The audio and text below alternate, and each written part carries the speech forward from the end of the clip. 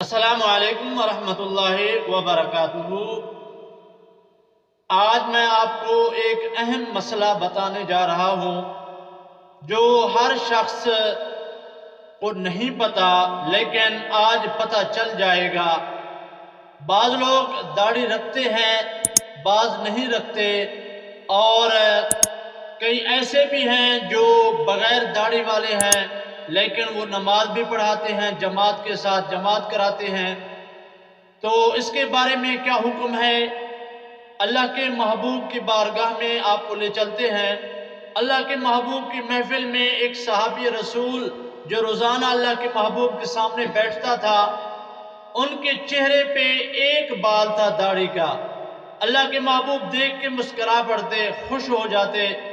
تو وہ دل میں سوچتا شاید اللہ کے محبوب دیکھ کے مسکرا اسی لیے رہے ہیں کہ ایک بال میرا ہے چہرے پہ، تو مذاق کے طور پہ مسکرا رہے ہیں، لیکن اللہ کے محبوب تو خوش ہو رہے تھے۔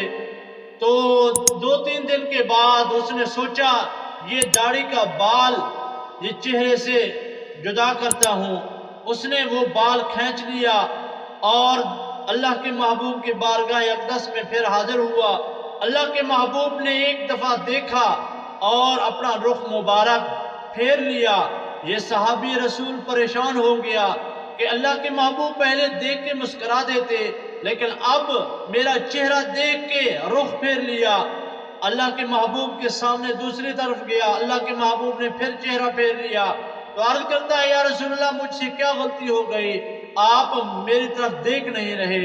اللہ کے محبوب نے فرمایا میں پہلے آپ کا چہرہ دیکھتا تھا، خوش ہو جاتا تھا، آپ کے چہرے پہ ایک بال تھا، میرا سنت آپ نے زندہ کیا ہوا تھا، لیکن وہ ایک بال بھی آپ نے جدا کر دیا، اسی لیے میں آپ کے چہرے کو نہیں دیکھ رہا کہ آپ نے میرا سنت نکال لیا، کاٹ لیا۔ دیکھیں سنت کا ثواب اور سنت ہونا، اللہ کے محبوب اس پر کتنا خوشی کا اظہار کر رہے ہیں۔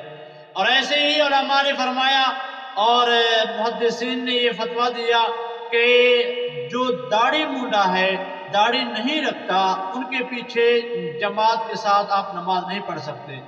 اور یہ غلط بات ہے، بعض لوگ کہتے ہیں کہ جو داڑھی نہیں رکھتے، داڑھی منڈے ہیں، وہ جہنم میں جائیں گے۔ یہ نہیں ہے، کیونکہ داڑھی کاٹنا، داڑھی نہ رکھنا یہ فاسق اور فاجر کی علامت ہے، منافقت کی علامت ہے، اور اس سے گناہ کبیرہ ہے۔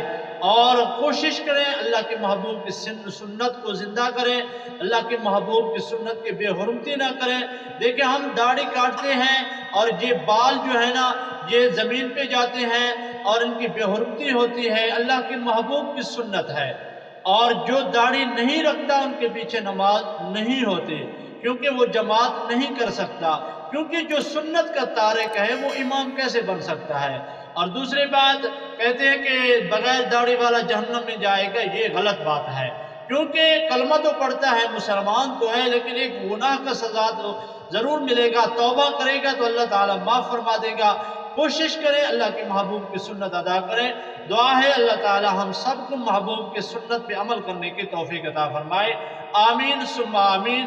اگر آپ کوئی مسئلہ پوچھنا چاہتے ہیں کامنٹ میں اپنی قیمتی رائے ضرور دیں، سوال دیں، آپ کو جواب انشاءاللہ مل جائے گا۔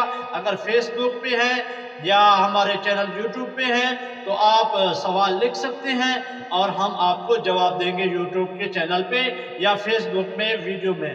السلام علیکم ورحمۃ اللہ وبرکاتہ۔